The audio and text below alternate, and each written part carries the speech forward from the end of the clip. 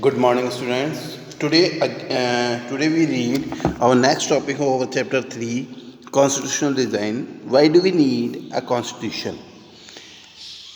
The South African example is a good way to understand why we need a constitution and what do constitution do.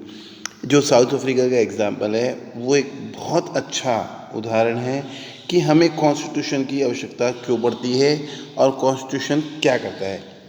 The oppressor and the oppressed in this new democracy were planning to live together as equal. अब देखिए हमने पढ़ा कि यहाँ पर जो शोषण करने वाला है और जो शोषण सहने वाला है वो दोनों क्या कर रहे थे, एक नई डेमोक्रेसी की प्लानिंग कर रहे थे साथ में रहने की. It was not going to easy for them to trust each other. और भाई जब कोई भी चीज़ है जो शोषण करने वाला और शोषण सहने वाला जब दोनों एक साथ में डेमोक्रेसी के लिए पालन करेंगे तो दोनों को एक दूसरे पर नेचुरली है ट्रस्ट भी नहीं होगा. दे हैड देयर फियर, उनका खुद का फियर्स था.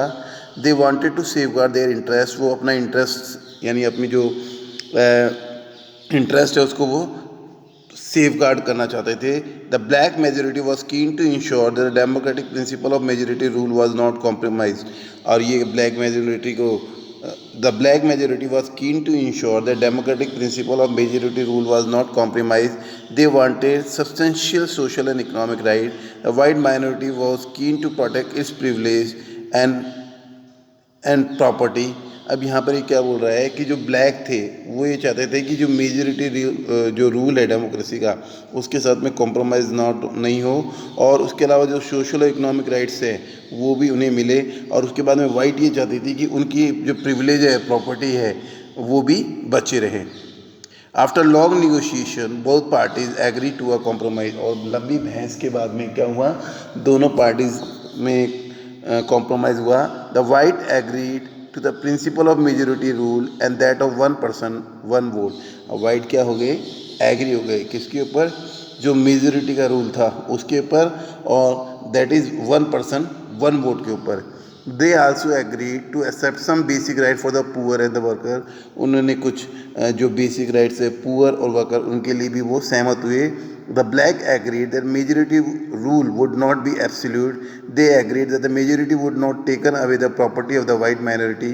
और ये कहा गया, ब्लैक इस बात के लिए सहमत हो गए कि मेजोरिटी का रूल इस तरह से नहीं होना चाहिए कि वो जो गोरे लोग हैं उनकी प्रॉपर्टी को अपने अधिकार में कर ले. This compromise was not easy. ये जो कॉम्प्रोमाइज़ था वो ईजी नहीं था. How was this compromise going to be implemented? Even if they manage to trust each other, what was the guarantee that this trust will not be broken in future? अब ये compromise किया था, कोई easy नहीं था. अगर हो भी जाए तो इस बात की क्या गारंटी है कि भविष्य में वो उस विश्वास को नहीं तोड़ेंगे. The only way to build and maintain trust in such a situation is to write down some rules of the game that everyone would abide by. अभी बोल रहे हैं कि इस स्थिति को सुधारने के लिए क्या करना है कि कुछ जो बेसिक रूल्स एंड फंक्शंस हैं उनको क्या कर दिया जाए, राइट कर लिया जाए, और जिससे कि सभी लोग उससे अबाइड हो. These rules lay down how the ruler are to be chosen in future. अब ये रूल इस तरह से बनाए गए कि रूलर्स को यानी जो शासक है उनको फ्यूचर में किस तरह से चुना जाएगा. These rules also determine what the elected government are empowered to do and what they cannot do. और इस रूल्स के द्वारा ये भी बताया गया कि गवर्नमेंट को क्या करना है और गवर्नमेंट को क्या नहीं करना है. Finally these rules decide the right of the citizen. और जो लास्ट में क्या है, इन रूल्स ने क्या करना, जो सिटीजन्स है उनके राइट्स को भी निर्धारण किया. These rules will work only if the winner can not change them very easily. इस रूल को इस तरह से लागू किया गया कि विनर उनको आसानी से चेंज नहीं कर सकता है. This is what the South African did. They agreed on some basic rules. They also agreed that these rules will be supreme, that no government will be able to ignore these. This set of basic rules is called a constitution. अब ये क्या बोल रहे हैं कि जो ये rules and regulations थे जो साउथ अफ्रीका की गवर्नमेंट ने लेट डाउन करे, वो इसलिए करे ताकि भविष्य में कोई भी वाइट और ब्लैक अपने मन में आए वो नहीं कर सके, क्योंकि जो भी चीज़ है वो सारी किस में लिखी हुई है, कॉन्स्टिट्यूशन में लिखी हुई है. अगर नहीं लिखी होगी तो कोई भी चीज़ को नहीं मानेगा. तो इसलिए कॉन्स्टिट्यूशन को कहते हैं sets of rules and regulations.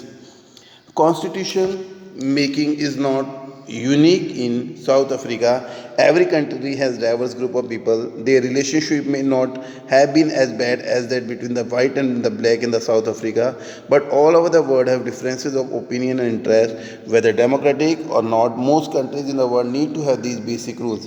अब ये बोल रहा है कि जो कॉन्स्टिट्यूशन साउथ अफ्रीका में बना था वो कोई एक यूनिक चीज़ नहीं थी. सभी कंट्री में क्या होते हैं, डाइवर्स ग्रुप होते हैं पीपल के, और उनके रिलेशन जिस तरह से साउथ अफ्रीका में गोरे और काले के बीच में बैड थे उस तरह से नहीं होते हैं. But all over the world people are, लेकिन जितने भी लोग बाग वर्ल्ड के अंदर हैं उनमें डिफरेंसेस होते हैं, उनकी ओपिनियन में डिफरेंस होता है, उनके इंटरेस्ट डिफरेंस होता है, वेदर डेमोक्रेटिक और not. Most countries in the world need to have this basic rules. और जितने भी डेमोक्रेटिक हैं चाहे वो नहीं डेमोक्रेटिक हो, सभी कंट्रीज़ में कुछ बेसिक रूल्स होते हैं. These applies not just to the government. ये सिर्फ गवर्नमेंट पे नहीं, कोई भी एसोसिएशन है, जो कोई भी क्लब है, कोई भी कोऑपरेटिव सोसाइटी है, उन सब पर ये लागू होते हैं ताकि वो कॉन्स्टिट्यूशन के अनुसार चलती रहे. सपोज़ अगर हम एक बिल्डिंग की बात करें तो उस बिल्डिंग में एक सोसाइटी होती है, उस सोसाइटी में सभी होते हैं, सेक्रेटरी होते हैं, और उसका एक कॉन्स्टिट्यूशन होता है, और उस कॉन्स्टिट्यूशन के अनुसार उस बिल्डिंग को चलाया जाता है. यानी कोई भी डिस्प्यूट होता है तो उसको उस कॉन्स्टिट्यूशन के तहत सुलझाया जाता है.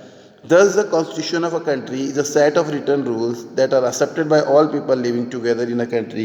इसलिए क्या कहते हैं, जो कॉन्स्टिट्यूशन है कंट्री का वो क्या है, सेट ऑफ रिटर्न रूल्स है, जो उस कंट्री में रहने वाले लोगों के द्वारा सभी के द्वारा क्या किए जाते हैं, एक्सेप्टेड किए जाते हैं.